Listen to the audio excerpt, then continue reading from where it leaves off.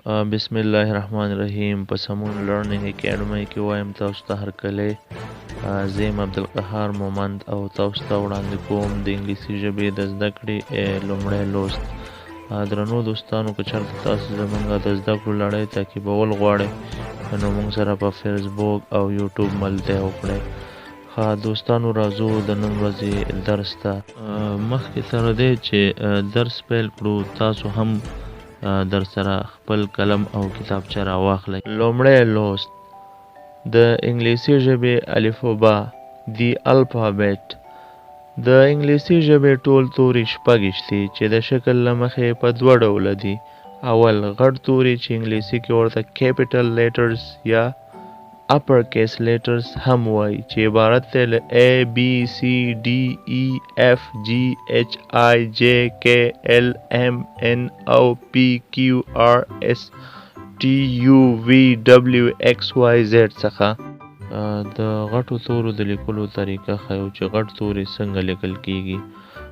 دوستانو، تاسو په دې تصویر کې ګورئ چې په چارخطه کتابچه کې ټول غټ توري په پاس درې کرښو کې لیکل کیږي. د A نه تر Z پورې واخله، ټول توري په چارخطه کتابچه کې پاس درې کرښو کې لیکل کیږي. دویم راځو واړو تورو ته. واړو توري چې په انګلیسي کې ورته سمال لیټرز یا لوور کیس لیټرز هم وایي، چې عبارت دی له A B C D E F G H I J K L M N O P Q R S T U V W X Y Z څخه. اوس راځو د وړو تورو لیکنه، یعنی د واړه توري په چارخطه کتابچه کې څنګه لیکل کیږي. واړه توري په درې ډوله لیکل کیږي: پاس درې کرښو کې، لاندې درې کرښو کې او د منځ دوه کرښو کې، چې تاسو په دې تصویر کې وینئ چې څنګه لیکل شوي. توري د یوې ژبې اساس ګڼل کیږي. هره ژبه چې تاسو زده کوئ باید چې لومړی تاسو د هغې غټ او واړه توري زده کړئ. اوس راځو توري د غږ له مخې. توري د غږ له مخې په درې ډوله دي: غږ لرونکي واول، نیمه غږ لرونکي سیمې واول، بې غږه چې انګلیسي کې ورته کانسوننټ وایي. غږ لرونکي واول توري پنځه دي چې عبارت دی له A E I O U څخه. دویم نیمه غږ لرونکي یا سیمې واول. سیمې واول عبارت دی له W Y څخه. او دریم بې غږه یا کانسوننټ توري. کانسوننټ توري عبارت دی له B C D F G H J K L M N P Q R S T V X Z.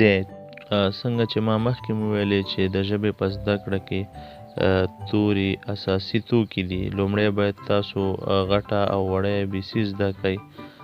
البته د دې دغه د لیکلو طریقې موږ وښودلې چې غټ توري د A نه تر Z پورې په پاس درې کرښو کې، واړه توري په درې کټګورو کې لیکل کیږي.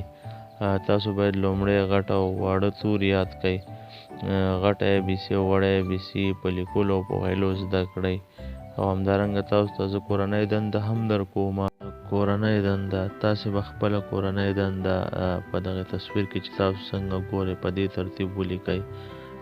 غټ ABC یا د غټې ABC هر یو توری به په پاس درې خانو کې ولیکئ، همداسې تر Z پورې. همدارنګه وړه ABC به هم په همدې ترتیب ولیکئ. دوستانو، د نن ورځې درس همدومره و. که چېرته تاسې غواړئ چې زموږ را روانې ویډیوګانې تعقیب کړئ نو موږ سره پر فیسبوک او یوټیوب ملتیا وکړئ. دوستانو، زه به اخلم تاسو نه اجازت.